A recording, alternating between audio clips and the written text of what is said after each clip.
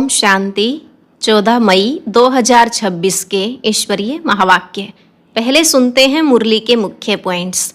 बाबा ने कहा, ब्रह्मा कुमारी वह जो बाप द्वारा सबको 21 जन्मों का वर्षा दिलाए, तुम्हें ज्ञान की भूं भूं कर पतितों को पावन विश्व का मालिक बनाना है। जो पढ़ेंगे लिखेंगे सर्विस करेंगे वो नवाब बनेंगे, नहीं तो पिछाड़ी के समय पछताएंगे। फिर बाबा ने कहा, मैं तो टीचर हूँ, तुमको पढ़ाने आया हूँ, फिर तुम कृपा आदि क्यों मांगते हो?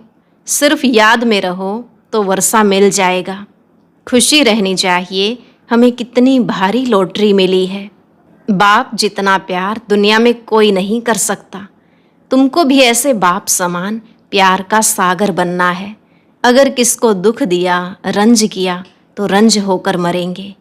लास्ट में बाबा ने कहा, इस नॉलेज से 21 जन्मों के लिए बिगर कोई खर्चा हेल्थ वेल्थ हैप्पीनेस लेना है। अपने ही घर के एक कमरे में यह हॉस्पिटल कम यूनिवर्सिटी बनाओ, लेकिन पहले खान पान की पूरी परहेज होनी चाहिए। घर में स्वर्ग बनाते हो तो स्वयं भी स्वर्ग में चलने लायक बनना है। अब सुनते हैं महावाक्यों को विस्तार। मुरली का सार। मीठे बच्चे, बाबा प्यार का सागर है। उनके जैसा प्यार दुनिया में कोई कर नहीं सकता। ऐसे तुम बच्चे भी बाप समान बनो, किसी को रंज मत करो। प्रश्न, किस प्रकार के ख्यालात चलते रहें तो खुशी का पारा चढ़ा रहेगा? उत्तर, अभी हम ज्ञान रत्नों से अपनी झोली भर रहे हैं, फिर यह खानियाँ आदि सब भरपूर हो जाएंगी। वहाँ सतयुग में हम सोने के महल बनाएंगे। दूसरा, हमारा यह ब्राह्मण कुल उत्तम कुल है। हम सच्ची सच्ची सत्यनारायण की कथा, अमर कथा सुनते और सुनाते हैं। ऐसे ऐसे ख्यालात चलते रहें तो खुशी का पारा चढ़ा रहेगा। ओम शांति। बच्चे बाप की याद में बैठे हैं। यह श्रीमत अर्थात श्रेष्ठ ते श्रेष्ठ मत मिलती है। याद की यात्रा बहुत मीठी है। बच्चे नंबरवार पुरुषार्थ अनुसार जानते हैं कि जितना बाप को याद करेंगे उतना बाबा स्वीट लगेगा। स्क्रीन है ना, एक बाप ही प्यार करते हैं, बाकी तो सब मार देते हैं। दुनिया सारी एक दो को ठुकराती है। बाप प्यार करते हैं, उनको सिर्फ तुम बच्चों ने जाना है। बाप कहते हैं, मैं जो हूँ, जैसा हूँ, कितना बड़ा हूँ। बताओ हमारा बाप कितना बड़ा है? तो कहते हैं बिंदी है, और तो कोई जानते नहीं। बच्चे भी घड़ी घड़ी भूल जाते हैं। कहते हैं भक्ति मार्ग में तो बड़े बड़े चित्रों की पूजा करते थे, अब बिंदी को कैसे याद करें? बिंदी बिंदी को ही याद करेगी ना। आत्मा जानती है हम बिंदी हैं, हमारा बाप भी ऐसे है। आत्मा ही प्रेसिडेंट है, आत्मा ही नौकर है, पार्ट आत्मा ही बजाती है। बाप है सबसे स्वीट, सब याद करते हैं। हे पतित पावन, दुख हरता सुख करता, आओ। अब तुम बच्चों को यह निश्चय है, हम जिसको बिंदी कहते हैं वह बहुत सूक्ष्म है, परंतु महिमा कितनी भारी है। भल महिमा गाते भी हैं, ज्ञान का सागर, शांति का सागर है, परंतु समझते नहीं कि वह कैसे आकर सुख देते हैं।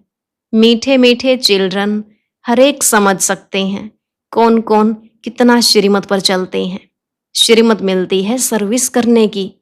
बहुत मनुष्य बीमार रोगी हैं, बहुत हैं जो हेल्दी भी हैं।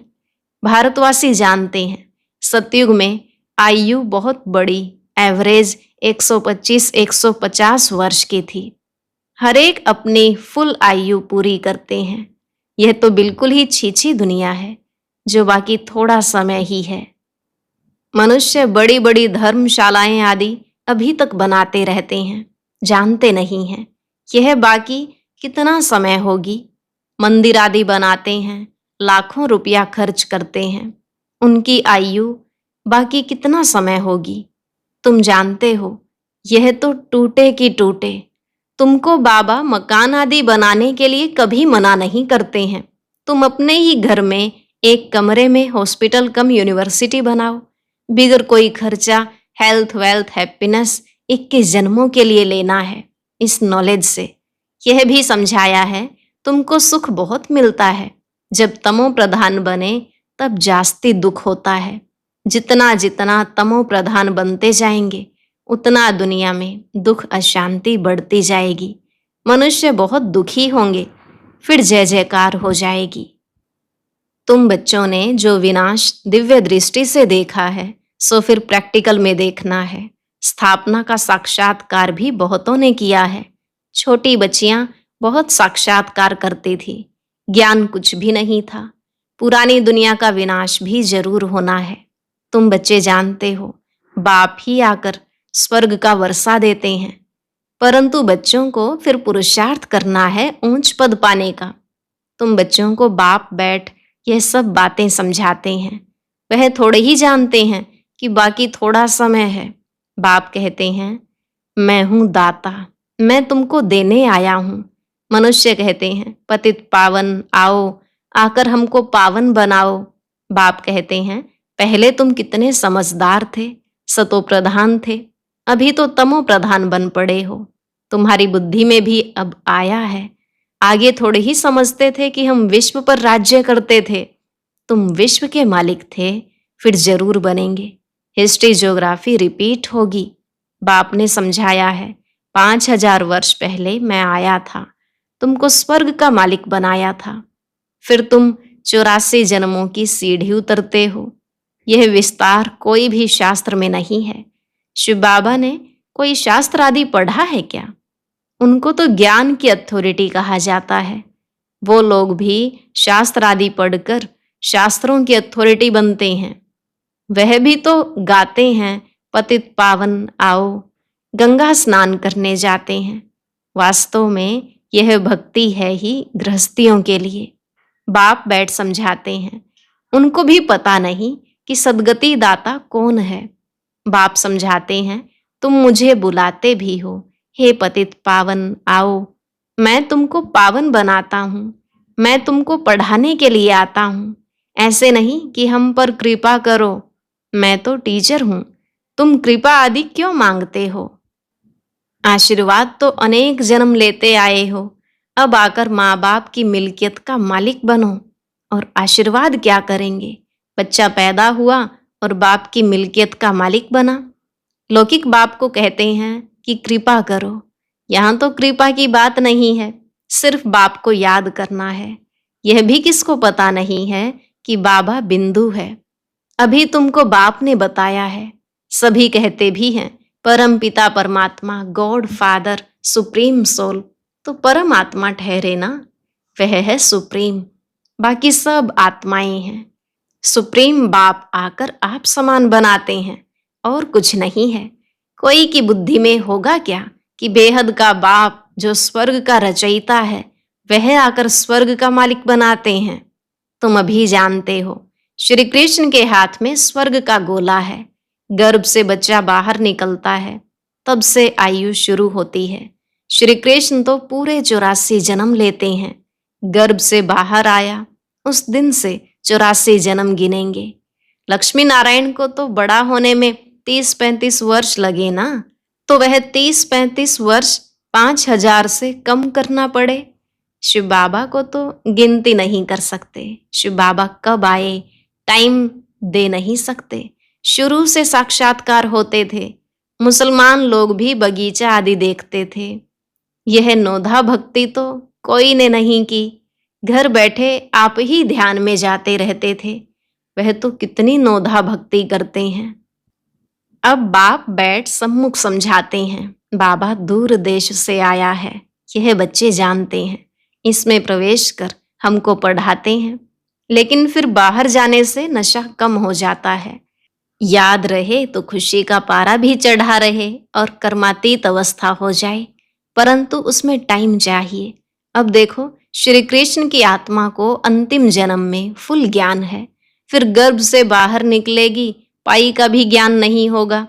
अब बाप आकर समझाते हैं श्री कृष्ण ने कोई मुरली बजाई नहीं, वह तो ज्ञान जानते ही नहीं। लक्ष्मी नारायण ही नहीं जानते तो फिर ऋषि मुनि सन्यासी आदि कैसे जानेंगे? विश्व के मालिक लक्ष्मी नारायण ने ही नहीं जाना तो फिर यह सन्यासी लोग कैसे जानेंगे? कहते हैं श्री कृष्ण सागर में पीपल के पत्ते पर आया, यह किया। यह सब कहानियां हैं जो बैठ लिखी हैं। कहते हैं नदी में पैर डाला तो वह नीचे चली गई। विचार करो, मनुष्य क्या क्या बातें बना सकते हैं। अब बाप समझाते हैं, कोई भी उल्टी सुल्टी बातों पर कभी विश्वास नहीं करना। शास्त्र आदि कितने मनुष्य पढ़ते हैं। बाप कहते हैं पढ़ा हुआ सब भूल जाओ, इस देह को भी भूल जाओ। आत्मा ही एक शरीर छोड़ दूसरा लेकर पार्ट बजाती है, भिन्न भिन्न नाम रूप देश चोला पहनकर। अब बाप कहते हैं यह छीछी वस्त्र हैं। आत्मा और शरीर दोनों पतित हैं। आत्मा को ही श्याम और सुंदर कहा जाता है।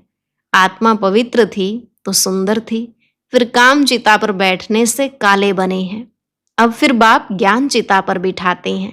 पतित पावन बाप कहते हैं मुझे याद करो तो यह खाद ही निकल जाएगी।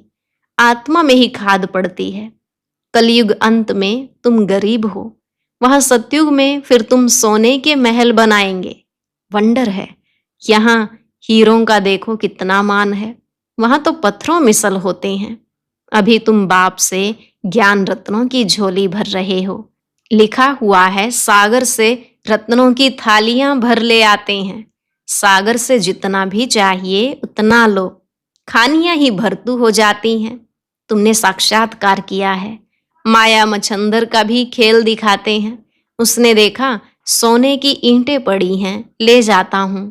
नीचे आया तो कुछ था नहीं।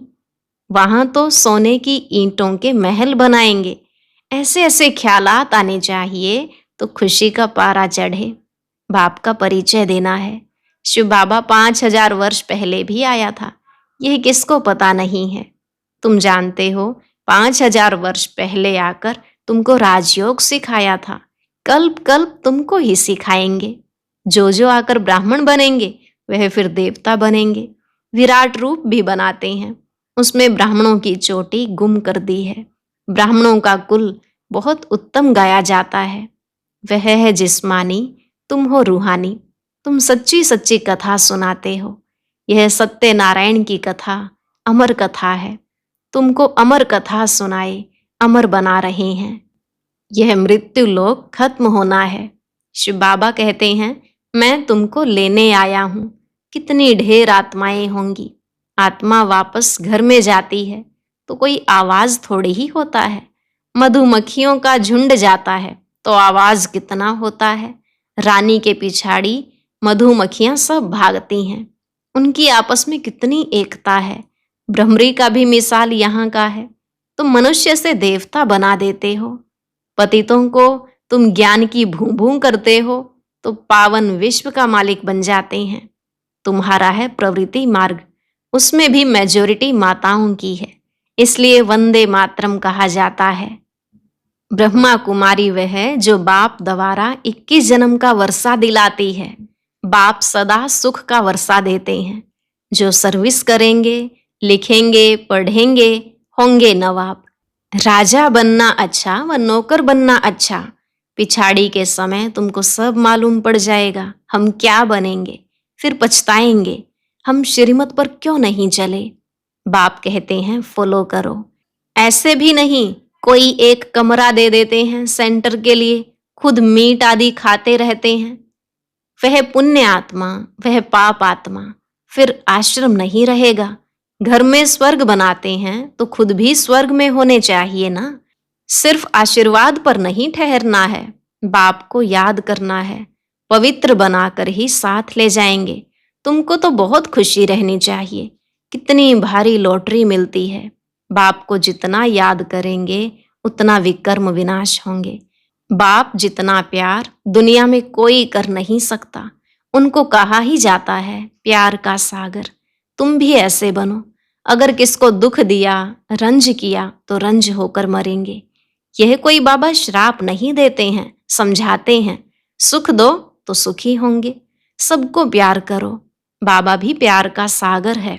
अच्छा, मीठे मीठे सिकिलधे बच्चों प्रति माता पिता बाप दादा का याद प्यार और गुड मॉर्निंग। रूहानी बाप की रूहानी बच्चों को नमस्ते। रूहानी बच्चों की रूहानी बाप दादा को नमस्ते नमस्ते, गुड मॉर्निंग, शुक्रिया बाबा, शुक्रिया। धारणा के लिए मुख्य सार। पहला पॉइंट, किसी भी उल्टी सुल्टी बात पर विश्वास नहीं करना है। जो भी उल्टा पढ़ा है उसे भूल अशरीरी बनने का अभ्यास करना है। दूसरा, सिर्फ आशीर्वाद पर नहीं चलना है, स्वयं को पवित्र बनाना है। बाप को हर कदम में फॉलो करना है। किसी को भी दुख नहीं देना है, नाराज नहीं करना है। आज का वरदान, सच्ची लगन के आधार पर और संग तोड़ एक संग जोड़ने वाले संपूर्ण वफादार भव। सच्ची लगन के आधार पर और संग तोड़ एक संग जोड़ने वाले संपूर्ण वफादार भव। संपूर्ण वफादार उन्हें कहा जाता है जिनके संकल्प व स्वप्न में भी सिवाय बाप के और बाप के कर्तव्य व बाप की महिमा के, बाप के ज्ञान और कुछ भी दिखाई न दे। एक बाप दूसरा ना कोई। बुद्धि की लगन सदा एक संग रहे तो अनेक संग का रंग लग नहीं सकता। इसलिए पहला वायदा है और संग तोड़ एक संग जोड़। इस वायदे को निभाना अर्थात संपूर्ण वफादार बनना। स्लोगन, सत्यता की स्वस्थिति परिस्थितियों में भी संपूर्ण बना देगी। सत्यता की स्वस्थिति परिस्थितियों में भी संपूर्ण बना देगी। अव्यक्त इशारे, सदा अचल अडोल एकरस स्थिति का अनुभव करो। हम ऊंचते ऊंच बाप के बच्चे हैं। यह याद रहने से एक रस अवस्था रहेगी। जब एक से संबंध रहता है तब अवस्था भी एक रस रहती है। अगर और कहाँ संबंध की रग जाती है तो एक रस अवस्था नहीं रहेगी। तो एक रस अवस्था बनाने के लिए सिवाय एक के और कुछ भी देखते हुए न देखो। आज का अव्यक्त ज्ञान मोती सुनने के लिए ऊपर दिए गए बॉक्स पर क्लिक करें। अगर बॉक्स दिखाई नहीं दे रहा है तो ऊपर जो कॉर्नर में शो लिखा हुआ है उस पर क्लिक करें।